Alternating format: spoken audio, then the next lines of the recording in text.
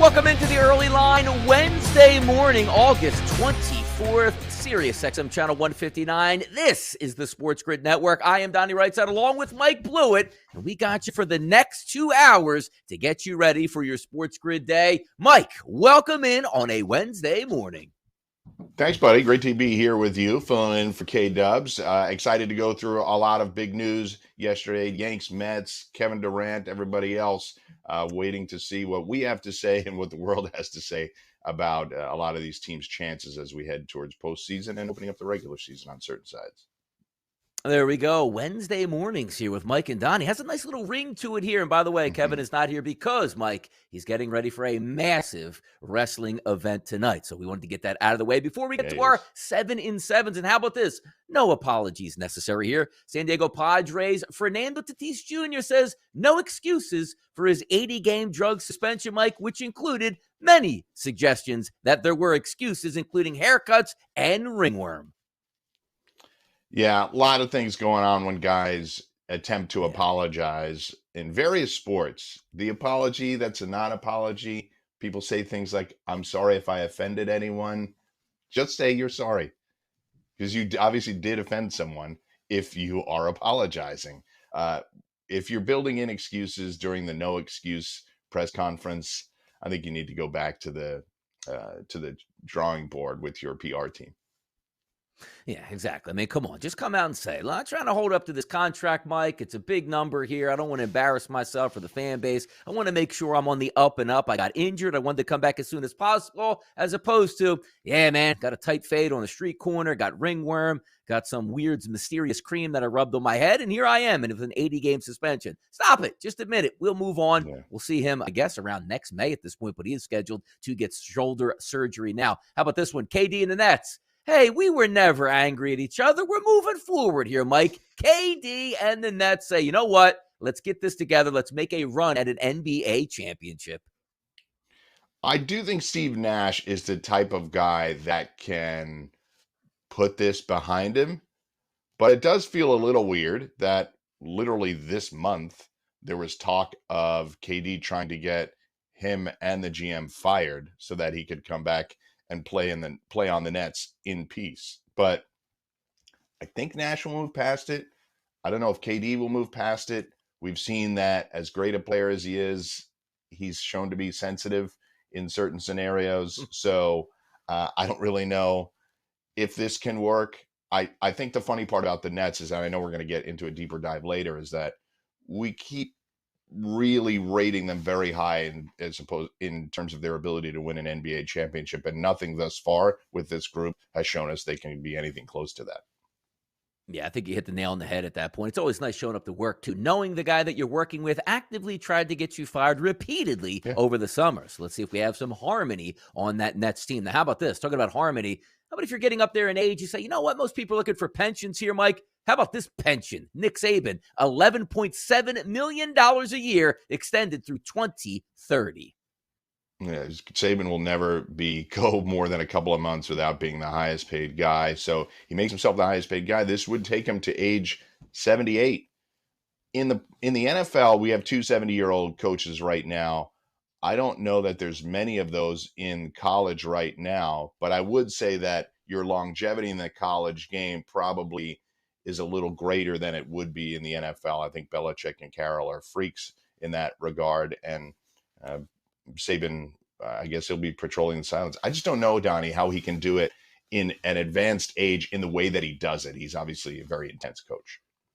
Yes, he is. Let's welcome in the radio audience here on a Wednesday morning. This is the early line with Mike and Donnie, carrying you through for the next 2 hours right here on the Sports Grid Network, Sirius XM Channel 159. How about this? Walker Buehler undergoes a second Tommy John surgery. But, Mike, it doesn't seem like the Dodgers even care at this point because no matter who they bring up, it seems like they're a dominant pitcher. Yeah, it's they've been this way for as long as I can remember. The farm system continues to dominate. Obviously, it's a bummer here. A really great, talented pitcher on the younger side, too, with his second Tommy John surgery. Recovery tends to take a little bit longer when you have it the second time around. That's why the graphic shows we won't see him until the 2024 season, at which point, after that, he hits free agency. Heading into the Subway Series between the Mets and the Yankees, it looked like the Mets were set up for an easy mini sweep going with Jacob deGrom and Max Scherzer. Turns out deGrom didn't pitch and Scherzer got beaten. Here we are, the Yanks, with a 2-game mini sweep over those Mets. Yeah, I watched the entire game last night, made it a pretty good sweat in the ninth inning, getting the bases loaded, and then shutting it down. Finally, Peralta gets the final out. But a nice bounce back for the Yankees. They've won 3 in a row. They've had the worst August of any team in baseball, along with the Marlins. So it's nice to see them turn around a little bit. I know we'll talk a little bit more about them in depth later, and Aaron Judge as well. Yep, down the stretch they come in Major League Baseball. A couple quick updates here. The Washington Commanders defensive end Chase Young will miss at least the first 4 games of the 2022 NFL season. And how about this one? Will Zalatoris out of the Tour Championship, 2 herniated discs in his back, swinging a golf club, Mike. Ouch. Yeah, bad times for Zalatoris. It's a pretty significant injury. Hopefully he comes back as soon as possible and starts winning tournaments again. Chase Young, I think 4 weeks was about the best you could expect. There we go. Off and running here on a Wednesday morning on the early line. It's Mike and Donnie. Up next, we're talking Major League Baseball.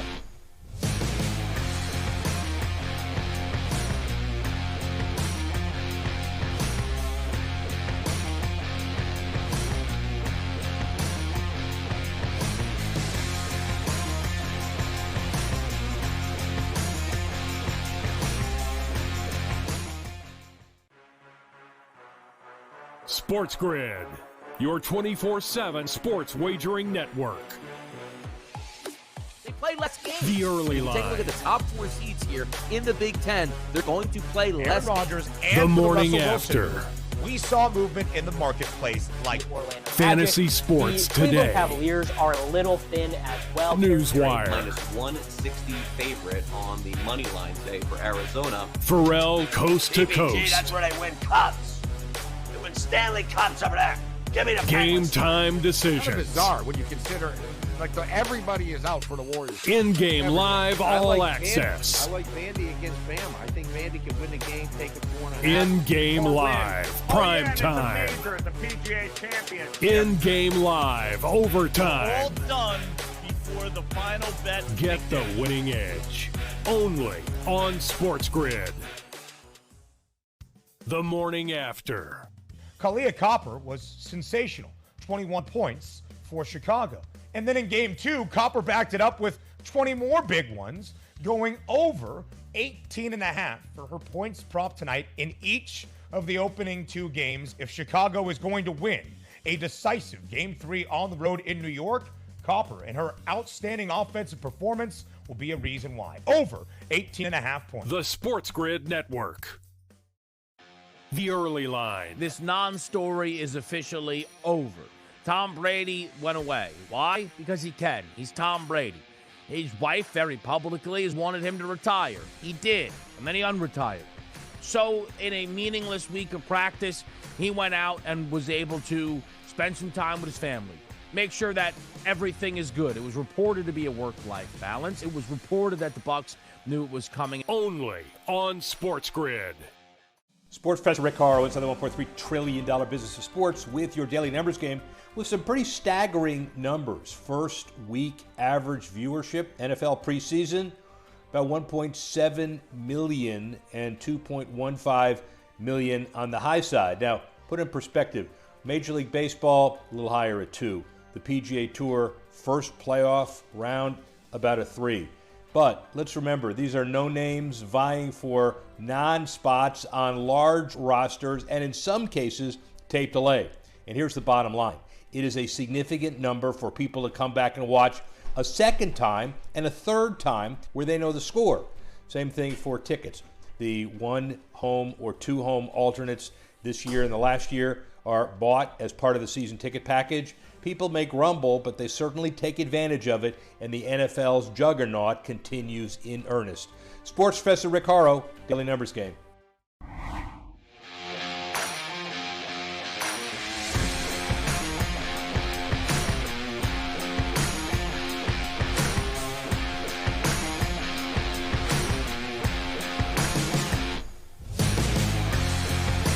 Welcome back into the early line Wednesday morning. Mike Blewett and Donnie Rightside here on the Sports Grid Network. Exciting action last night in Major League Baseball, which we're set to recap, and we start first with ATL, the Atlanta Braves, 6-1 win over the Pirates last night. Taking a look at this game overall, Max Fried was sensational, only allowing 3 hits over 8 innings. And don't look now, Mike, as long as it says, hey, you know what?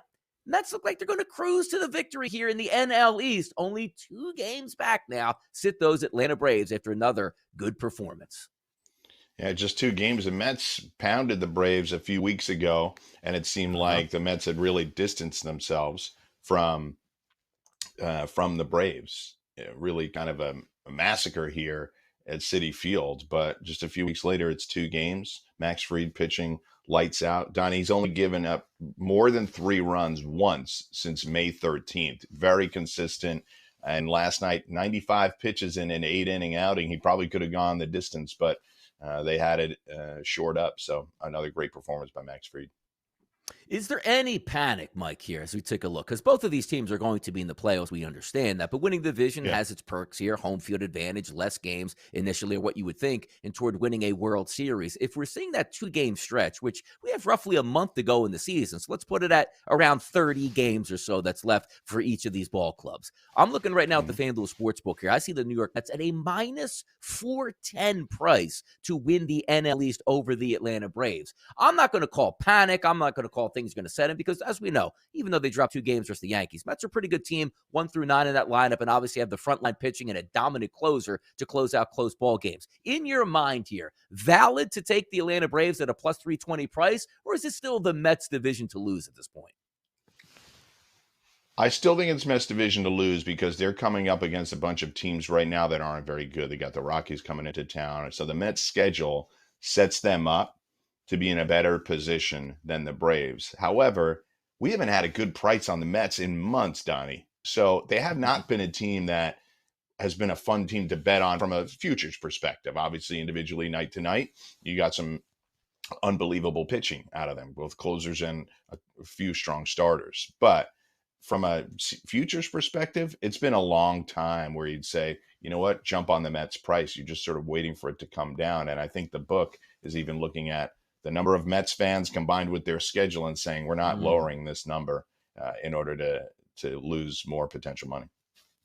I want to ask you a quick question, Mike Blewett, on the New York Mets, because coming into that series, we expected it to be Scherzer and DeGrom, and oh no, the Yankees are really struggling on offense. How's this going to turn out? Now, as we know, the Yankees turned out going 2-0 in that mini sweep. Jacob DeGrom did not pitch last night as he was supposed to. They kicked him back to Thursday. Any worry on your part that they're saying, well, we're just being a little bit extra cautious, or is there smoke and fire saying, now hold on, he's supposed to be healthy here. Why did you move him back 2 days just for the optics of it when you thought he would want to go up against those New York Yankees?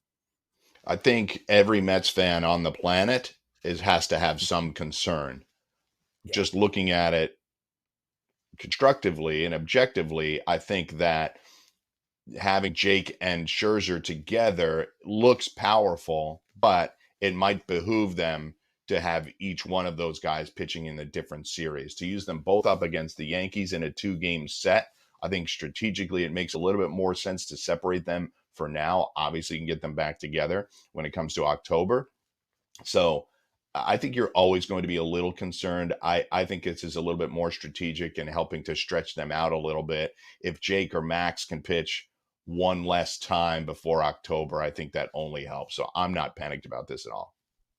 Yeah, we'll see it definitely play out. He will pitch Thursday and probably very Jacob DeGrom-like, 7 innings, 12 Ks, 98 pitches, and a dominant performance is what we always expect. Just a little bit eye-opening that he was pushed back from that Yankees series to start on Thursday. How about these 2 teams? The Orioles and the White Sox. The Orioles pick up a win 5-3 over the White Sox. These 2 teams, Mike, before the season, I said to myself, the Orioles are going to be horrendous. The White Sox are really talented or probably will easily win the AL Central. Boy, was I wrong in both directions as the Orioles sit 64-58 on the season and the White Sox now 4 games back in the AL Central at this point.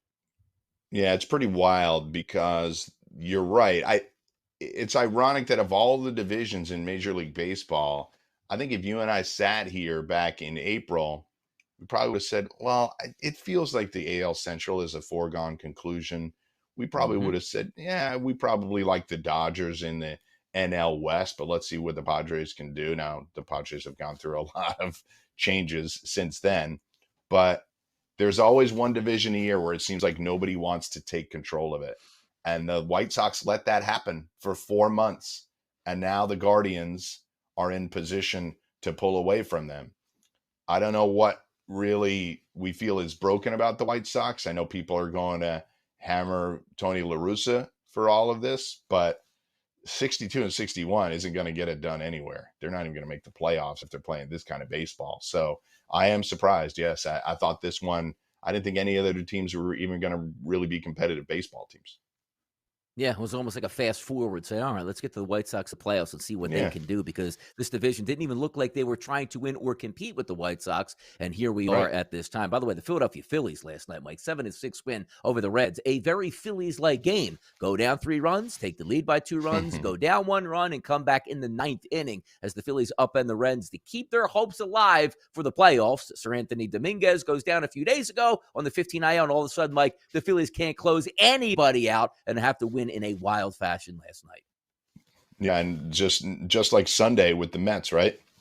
That was a back and forth game, and I think to some extent it might have, that emotional win for the Mets might have spent them the next 2 days against the Yankees. But you're right, the Phillies can be really erratic at times, but to their credit, they are 13 games over 500. This isn't a team that's scuffling with a 500 record, hoping to hang on to a wild card. They're up against more competitive and potentially better teams, but just 1 game out of the race right now to snag a wild card. So we'll see if they can get a little bit more consistency here in these last 30 games or so.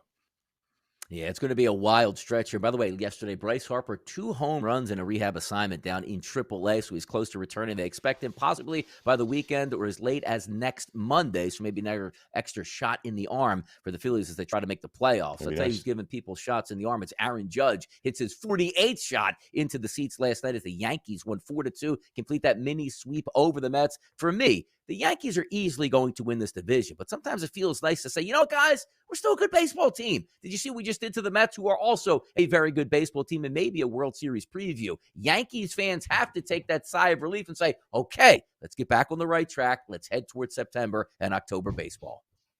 Yeah, no doubt, or a 453-foot home run. Homer's back-to-back games against the Mets. I would say that as a Yankees fan, I don't have any real confidence about them winning the World Series. I think there's holes in the team in the way that they're constructed that I think October could be a struggle. Doesn't mean they can't win. I just don't think they will at this moment. Bullpen obviously is a little banged up right now, and they're trying to work through some of those injuries. But you have to give Judge credit. He's been remarkably consistent.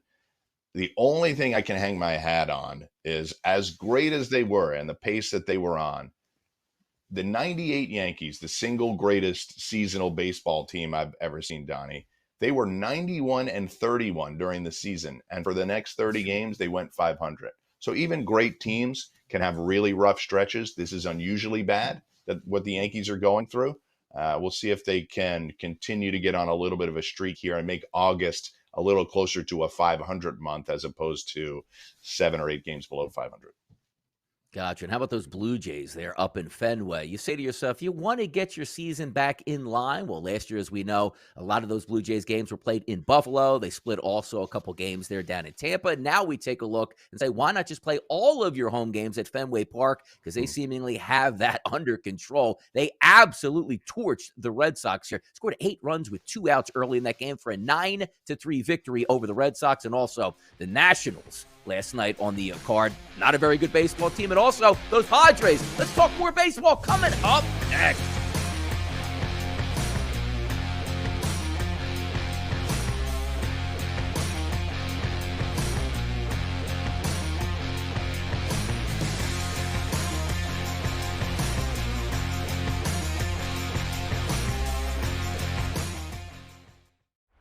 If you want to pick like a pro, you need to be in the know.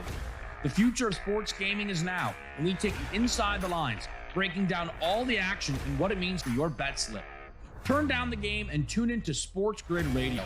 Other networks talk sports talk, but we walk the walk, right up to the window. Sports Grid Radio.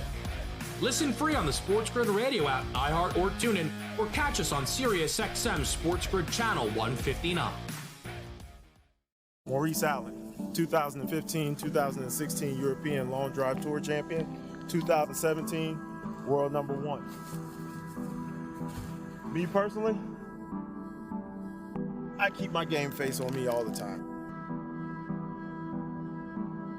Especially coming out of the bunker, leaving the range, or even leaving the course.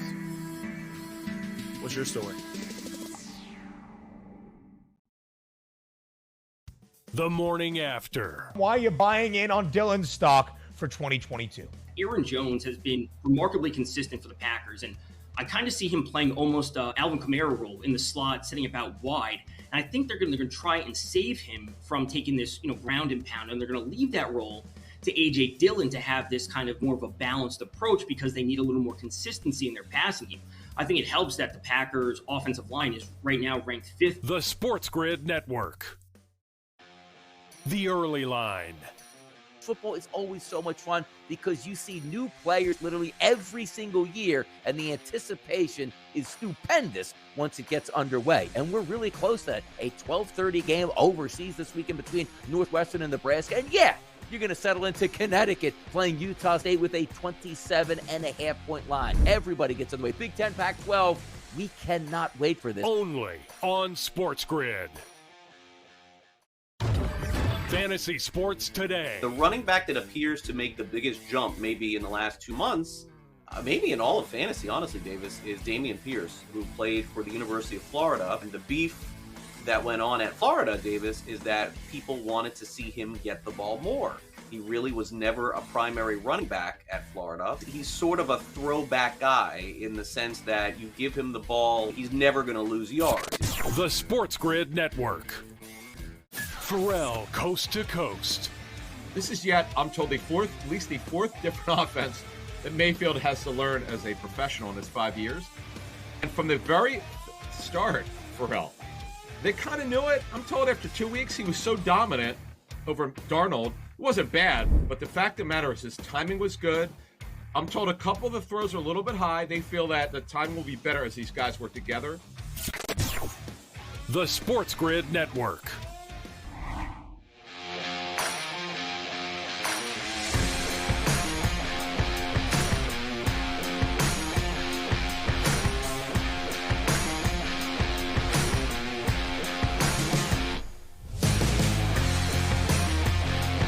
Welcome back into the Early Line. Hour number 1 dedicated to a lot of Major League Baseball. Hour number 2, we'll talk some NFL, we'll talk some college football, and certainly Kevin Durant and the NBA to get a check-in. But we got some early afternoon Major League Baseball that we need to get to. The first game right off the bat here, 9:51, 9:52 on the rotation. This game's going to be first pitch at 12:35 Eastern. That's the Atlanta Braves and the Pittsburgh Pirates. Scheduled to be on the mound is Wright for the Braves and Keller for the Pittsburgh Pirates. A heavy favorite here at the FanDuel Sportsbook, taking a look at close to a -250 price, and a total in this game, which actually opened at the FanDuel Sportsbook at 8.5 now, is down to an 8. I actually agree, Mike, with that movement. But having said that about the Atlanta Braves, the Mets are not playing today. The Braves are playing today. So another chance to game a half game in the standings going up against those Mets. But if you look at this game as it centers, Wright's a better pitcher on the mound. The Atlanta Braves are a better team. Hence, Mike, they're favored by a -250 price. But if I look at some ways that maybe we can get some runs in this game, Wright, who has a 3.60 xFIP over the past 30 days, which is okay. Strikeouts around 21% of the batters, which is fine. He really handles his business, Mike, against right-handed batters. 47 that he's faced over the past 30 days. That's coming in at a 230 weighted on base percentage and an ISO power number of an 087. But here's where he gets into a little bit of trouble, particularly over the past 30 days. To left-handed batters, which he's faced 55 of those, a 387 weighted on base percentage and an ISO power number of 320. And why does that factor in today? We're looking for as many as 7 left-handed batters, Mike, including switch hitters for the Pittsburgh Pirates today. Any thoughts for maybe that early game we might see an upset for the Braves, or Braves are just too strong, too powerful, and the Pirates are playing for the future? I mean, it's unusual for a team to even be able to field 7 lefties in a particular lineup, Donnie. Not every team has that luxury. So that is an interesting angle. I would also say the Braves going for the sweep here. The fact that you said that the Mets aren't playing does make this a little bit more compelling for a bunch of reasons. Both teams, the Mets and the Braves, I think their individual fan bases are saying, oh, we have an easy stretch of schedule coming up. Well, they both do. The Braves are currently playing the Pirates and have the Rockies, Marlins, and A's coming up in sandwiched around a Cardinals weekend. The Mets have the Pirates, Rockies, and Nationals coming up sandwiched around a Dodgers weekend. So I think, Donnie, we're going to be a week past Labor Day before we have any distance between the two, if we do at all. I think this division is going to remain tight for at least the next 2 weeks as these two teams conceivably beat up on the weaker opponents that are on their slate. Yeah, Braves and Mets going to be fun to watch down the stretch. And the Phillies, obviously third place in the NL East, but probably aren't going to factor in at all into that divisional race. Still hoping, though, for a playoff spot. So the NL East could fit in 3 teams, the Phillies, the Braves, and the Mets in the 2022 race here for the World Series. Next game on the docket today, 1:10 Eastern first start. That's 9:67, 9:68 on the rotation. San Francisco and Detroit. That's Webb and Manning on the mound. Another game that's fairly high priced. Opened up at the FanDuel Sportsbook here at a -180, but now we're seeing in that range of a -166 and a total listed at 7.5. Taking a look at this game, an angle. We don't have to bet every game, but sometimes there's angles that make a little bit of sense here. Manning on the mound, the right-handed pitcher for the Detroit Tigers today. It's got a high exit here, Mike, close to 5 over the past month. Striking out batters less than 20%. Walking batters, Mike, close to 10%. So that tends to get you in trouble. But I love taking a look at some of these splits because this is where you might be able to pick up some money. A San Francisco Giants team total could be a good look today. Why is that? If we're looking at Manning, he's dominated as a right-handed pitcher over the past month against right-handed batters. A 203 weighted on base percentage and a 0 ISO power number. So basically, right-handers are coming up, right-handers are not getting on base, and right-handers are not hitting for any power against Manning. Let's check the left-hand side here, which sometimes right-handed pitchers do struggle a little bit with. Weighted on base percentage of 362 and an ISO of 200. And just like we talked about the last game, 7 batters expected in the lineup in that game, 6 left-handed batters expected in the lineup today for the Giants. So do I want to take the Giants? Not necessarily, but maybe a little sneaky angle on a team total for the Giants. Any looks from your edge here, Mike, between the Giants and the Tigers this afternoon? I think I'm with you. Like you said, you don't have to bet every game. And when you got a team that's 30 games below 500, it's going to often produce odds that aren't all that fun to bet into. But I think taking a specific team total angle, I think is a good idea for everybody to remember in whatever sport you happen to be in. If you don't like a particular line, you don't like a particular total, there are angles that you can take in order to get you to the promised land. So I like this angle that you're taking. I would say that the Tigers at 30 games below 500 aren't really going to yield any great prices for you for most of the year. No, and certainly as we head down the stretch too, it's nice to sort of bet games where you have the haves and the have-nots. You might have an angle on that, but also you're going to get taxed on those games because some teams are looking for the future as opposed to winning now. These two teams, I don't think the Giants are getting in, and obviously the Pirates are not. So afternoon baseball game, not as whole lot of intensity that's going to be charged up in that one. Let's take a look at a game in Colorado today. 3:10 Eastern is going to be the first pitch in this one. If we look, it's going to be Perez versus Urania, 969, 970 on the rotation. This one a little bit lower of a spread here. Texas on the road at a -134 price, which is a little bit higher than what the FanDuel Sportsbook opened that up, which was a -126, but 11s are across the board. If you're looking at this game, Mike, and you say to yourself, you know what? One of the few places that I really struggle picking games, not wins and losses, but just trying to average out, like, how's Texas going to do in Colorado? We expect them to hit, but maybe the pitching won't be the same because those pitchers aren't used to pitching in that thin air. Urania has really struggled over the past 30 days. They shot it out last night with a high-scoring game. 87 degrees at first pitch in the afternoon. Two teams not really going anywhere. Do you auto just bet the over, or the sharp money that you could just say to yourself, you know what? Maybe an under 11. It takes 12 to beat me type of day here, Mike. Yeah, it's a fair point. The 11 is obviously shocking when you first look at it. They put up a 13 spot last night, and the Rockies have allowed more runs than anybody in all of Major League Baseball. I think when it comes to day-to-day betting and year-over-year betting, Donnie, the reality is you just have to get comfortable betting underdogs and unders. It's easy to look at big numbers and want to jump on that, but you have to get comfortable betting unders in situations where it feels slightly uncomfortable. They're coming off of 13 runs. The Rockies give up runs to everybody, the most in Major League Baseball. Why wouldn't I just bet the over? It's an afternoon game. It's hot out. Maybe the pitchers finally have an edge.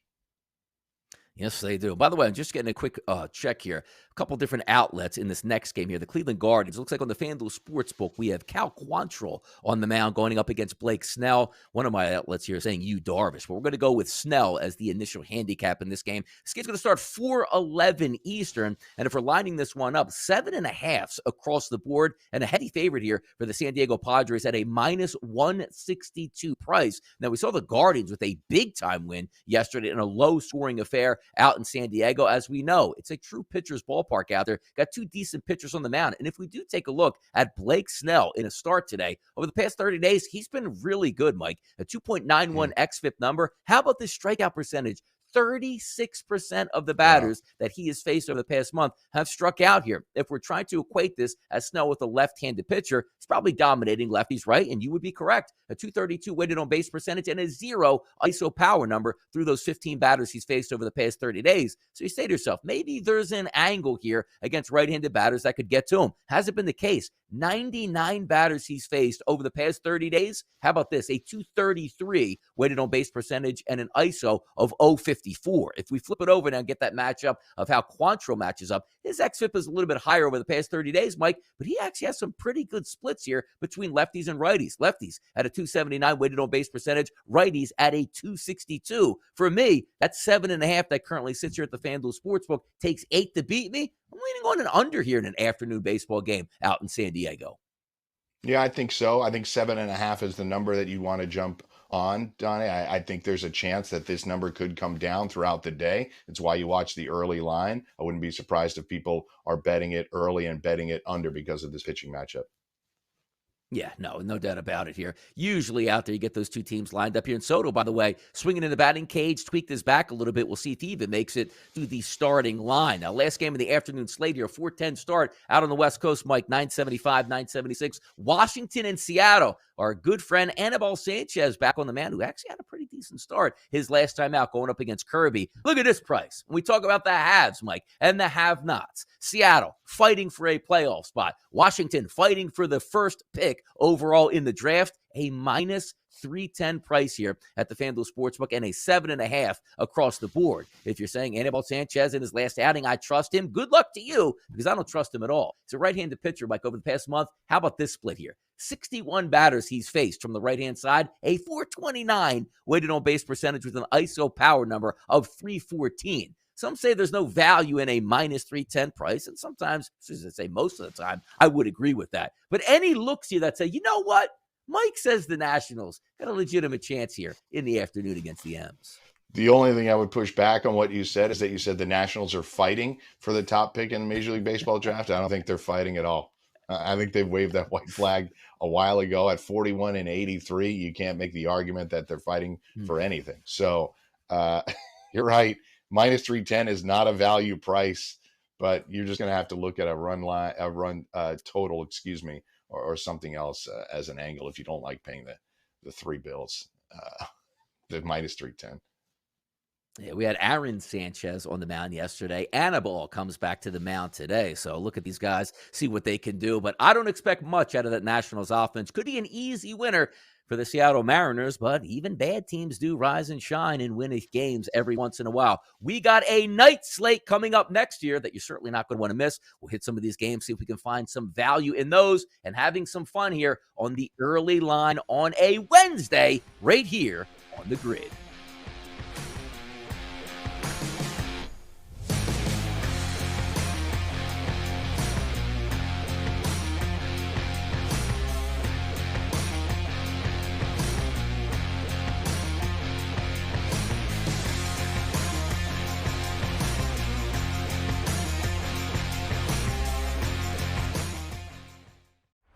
If you want to pick like a pro, you need to be in the know.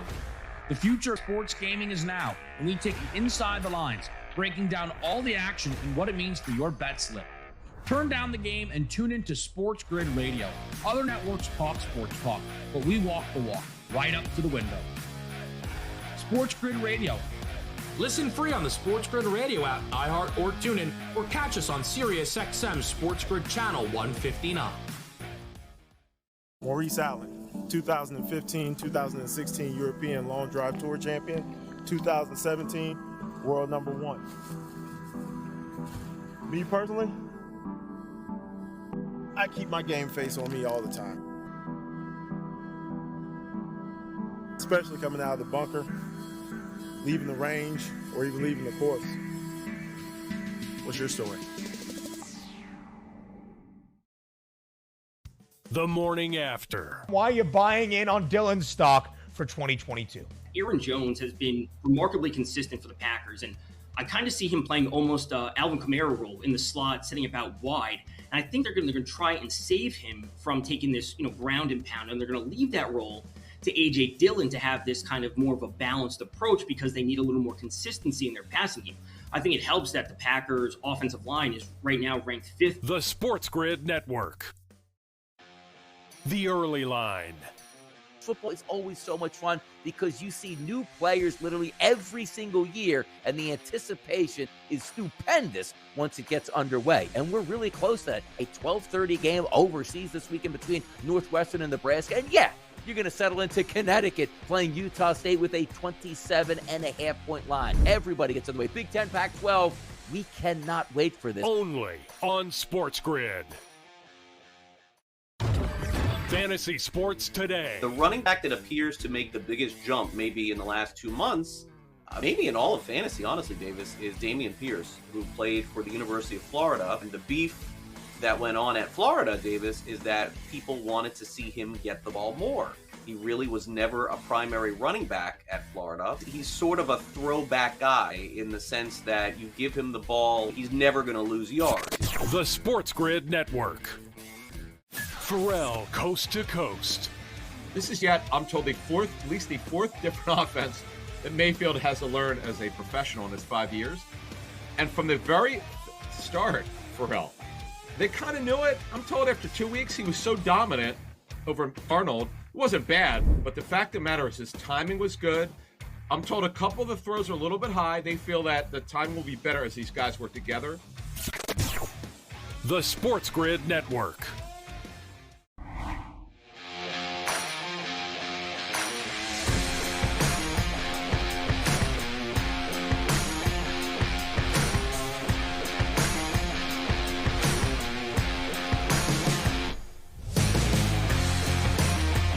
At it on the Early Line Wednesday morning right here on the Grid. It's Mike Blewett and Donnie Rightside as we cruise through the rest of this Major League Baseball card. Took care of the afternoon games. Now we take our eyes and focus them on the night slate tonight. Some big doings going on here. The first game, we'll take a look at the Chicago White Sox and the Baltimore Orioles. 9:59, 9:60 on the rotation. 7:05, first pitch Eastern tonight. Giolito and Watkins on the mound. If we're looking from a perspective of angle, this game opened up around a pick'em. Now we're seeing it slight favorite here, -120 for the road team here. The Chicago White Sox going up against the Orioles. A total listed across at 8.5. So yesterday we saw the Baltimore Orioles beat the White Sox. If you would have told me that the White Sox would have Giolito on the mound in a late August game against the Orioles back in April, I'd say, what is this price? 2-1 or higher, 250, 275, somewhere in that range. Not the case. Now, Watkins will be on the mound here for the Orioles. Decent xFIP numbers over the past 30 days. Might get a 4.40, and he does have some decent splits between lefties and righties. If we're lining up Lucas Giolito,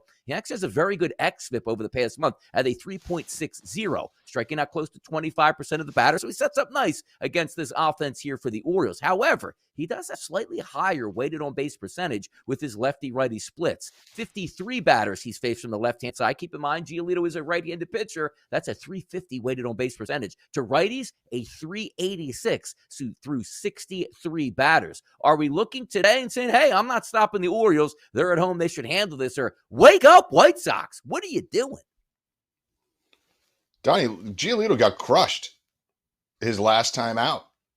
So it's one of these situations where I got to see if he's good before we start betting on Lucas Giolito. He got smoked last time out.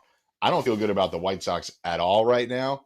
I know the Orioles are a really fun story and people are getting caught up in the hype and what can they do next year. that's not really what my focus is here. Lucas Giolito got smoked last time out, and I'm out on betting on him at the moment.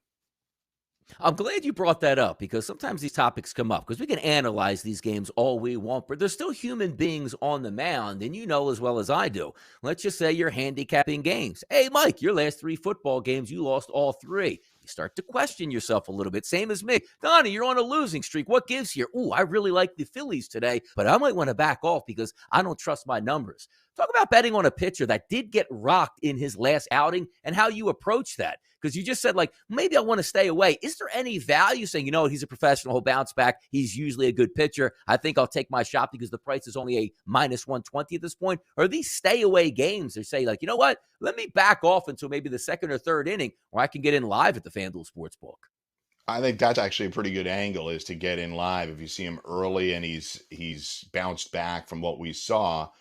What was it, 6? I mean, he gave up 6 runs, didn't even get out of the 3rd inning. It was, it's unusual even for him. But I will say, I don't think there's a blanket statement you can make and say every time a pitcher gets smoked, you got to say off him the next time around.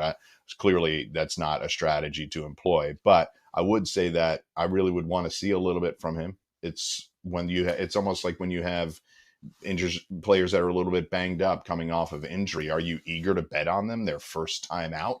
When they come back? Not really. You kind of want to see what they've got before you trust them again. And I think jumping in live is an angle I prefer to take, as opposed to saying, I have the White Sox at a better price than they should be with Giolito on the mound. I'm going to bet him. He looked terrible last time out.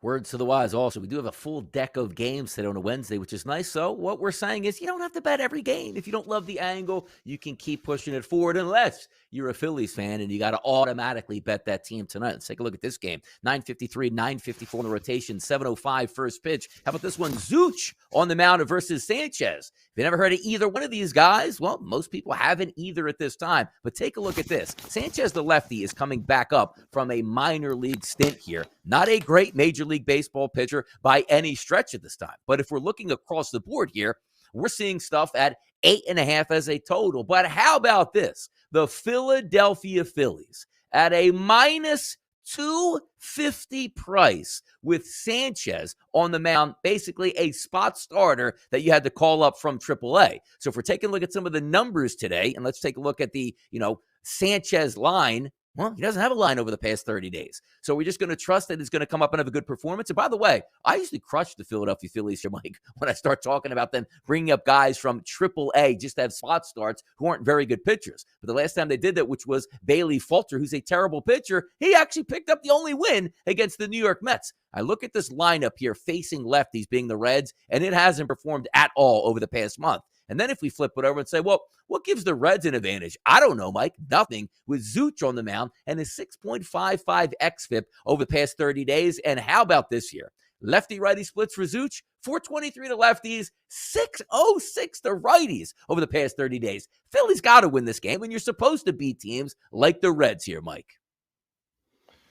Agreed. So why don't we have doubts about both pitchers, so let's play an over maybe. Do. Minus 120 is the price right now. It's probably just going to go higher than that.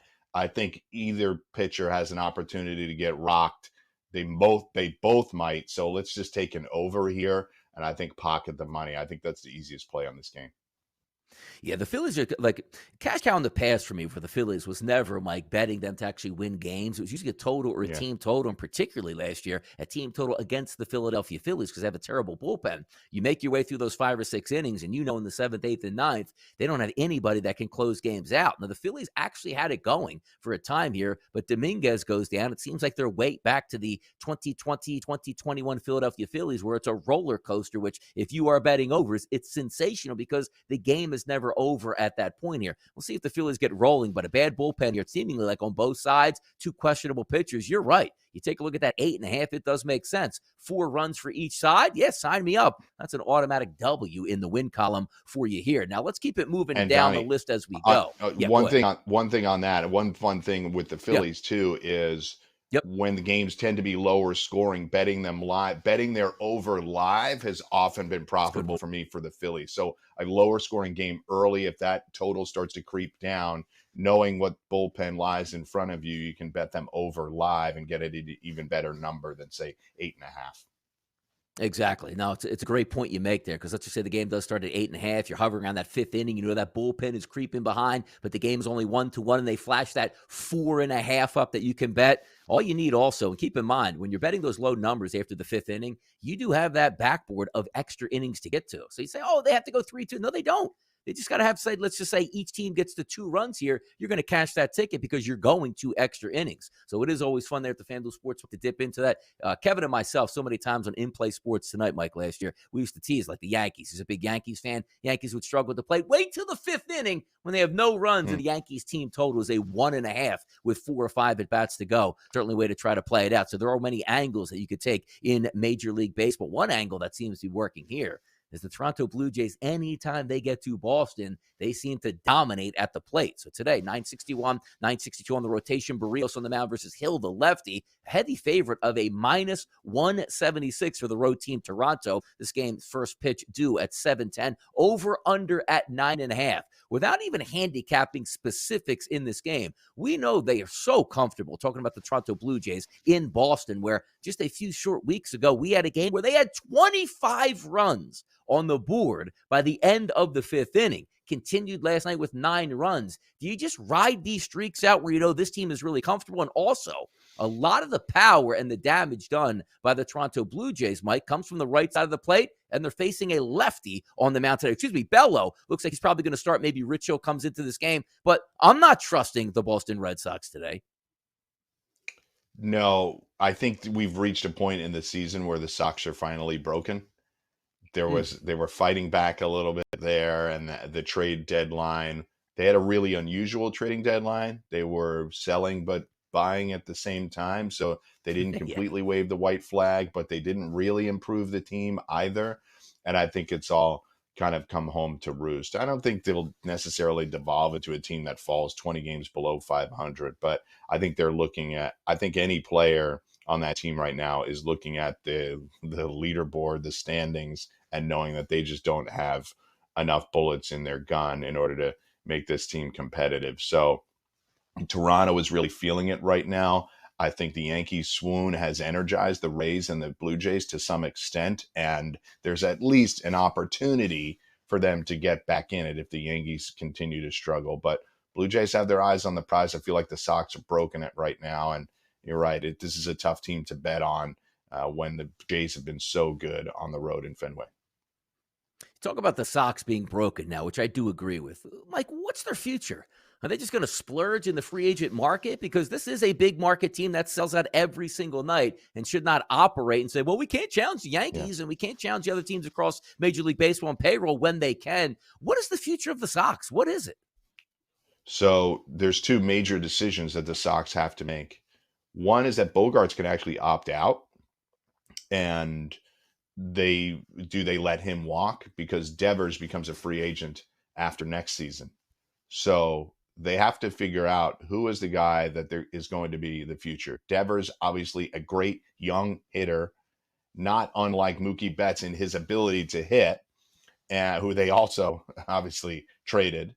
And now they have to make a decision which guy is going to be the future of their franchise. They technically have a backup. They signed Trevor Story, so they have a backup at shortstop that they can slot in if Bogaerts opts out and then walks.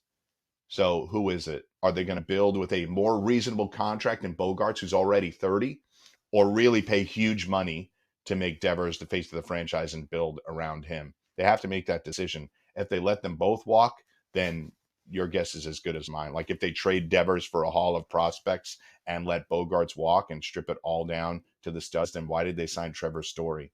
What is the actual plan of this team? You have to keep one or both of those players, in my opinion, and I just think Bogaerts isn't on the team starting next year.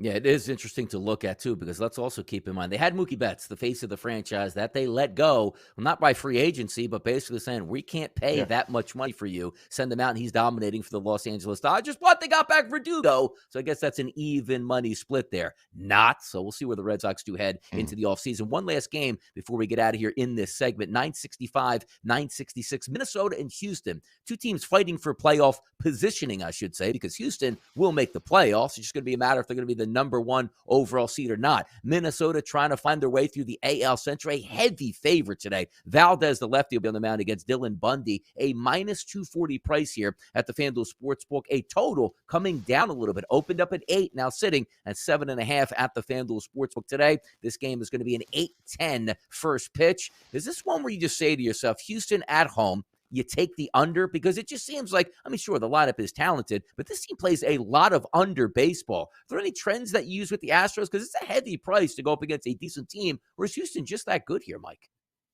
I think you're right that Houston is that good. It's not a team that I'm going to pounce on at home, especially if they have a solid pitcher out there. It is an interesting time in MLB.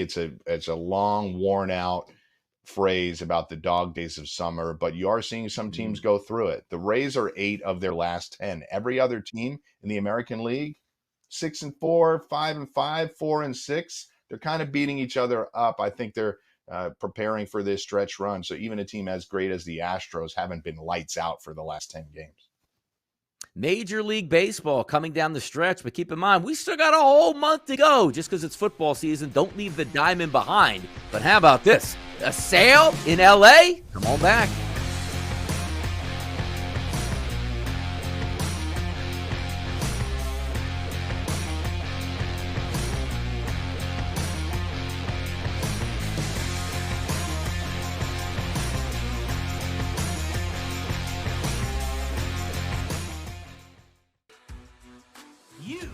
Might be the next daily fantasy millionaire.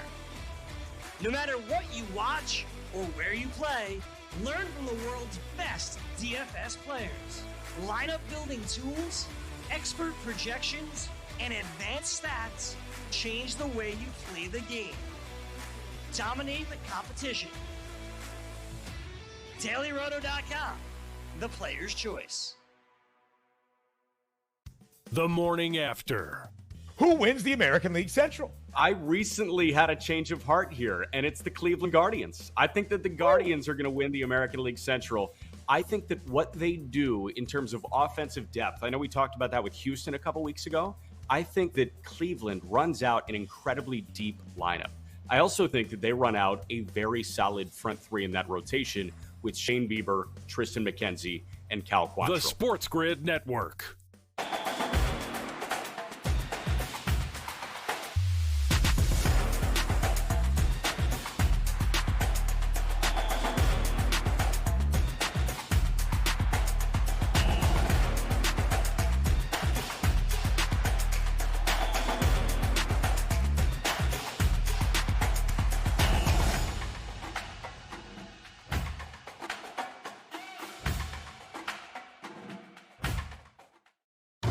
Fantasy Sports Today. Now, at tight end, Mo Alley-Cox, Davis, is one of those. I feel like over the course of 17 games, I'm going to be doing a show with you, or I'm going to watch a show somewhere else, and someone's going to tell him this is the week at DFS to play Mo Alley-Cox. I think the thorn in his side, though, is going to be the tight end that they drafted in the 3rd round this year to kind of take up some of those Jack Doyle snaps, who is Jelani Woods. The Sports Grid Network. The early line. The team that's got a lot of people excited, Nebraska. The second best odds to win the Big Ten West. Donnie, last year this team won 3 football games. Only 1 win in Big Ten play. But if you're looking like a team total guy like myself, even a win total guy, you're going to be looking at Nebraska saying something has to change, and maybe the quarterback change is what they needed. Only on Sports Grid. Pharrell, Coast to Coast. Do you believe he has the stones to fire both of them? His dad would have. I don't. I think Boone is safe, no matter what happens. Maybe if they don't win the East, but that's almost impossible. So I think he's safe. Cashman's contract, I believe, is up after this year. Maybe I'm wrong about that. I would think he'd be in a lot more trouble than Boone would. The Sports Grid Network.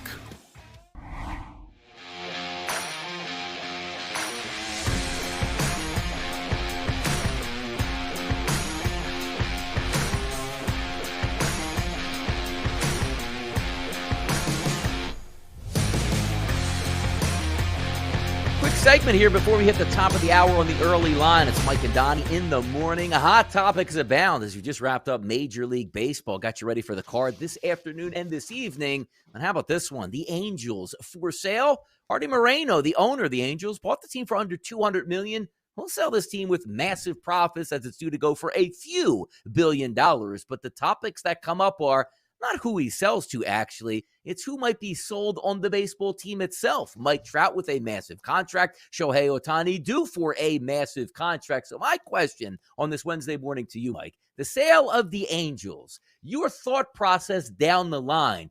Good news for Trout and Ohtani staying in LA, or good news for baseball to get these superstars out of this team and actually into a playoff contender? And the last thing you said is the most accurate. I think it's good news for baseball because these players will probably be released onto teams, not released, but set onto teams or delivered to teams in order to maybe watch them use their powers for good as opposed to powers for finishing in third or fourth place in the division. As an Angels fan, this whole process is going to be heartbreaking, but in some ways it was your only hope. The ownership group has not done anything to help out Mike Trout and Ohtani. I think if I were an Angels fan, I'd consider breaking up with the team if they let these guys walk. But the current ownership situation wasn't going to work. Remember how Mets fans felt just a few years ago, and Steve Cohen, a new owner, has energized this team and built something around them, around some good players in this relatively new stadium that they have. So I think you got to hope for the same thing with the Angels. New ownership comes in and has an open checkbook and starts acquiring good players. But they have to fix that farm system. It's terrible. Yeah, it's terrible every year, too. When you have Rendon, Ohtani, and Trout on your ball club and can barely even try to fight for a 500 record in Major League Baseball, something is completely wrong. But that's the sale. Moreno's going to make a lot of money. Maybe Ballmer buys that team and spends like crazy like Cohen in New York. But you know what? We're talking Nets basketball next. Do they have a chance in 2022, 2023? Stay tuned for more right here on The Early Line.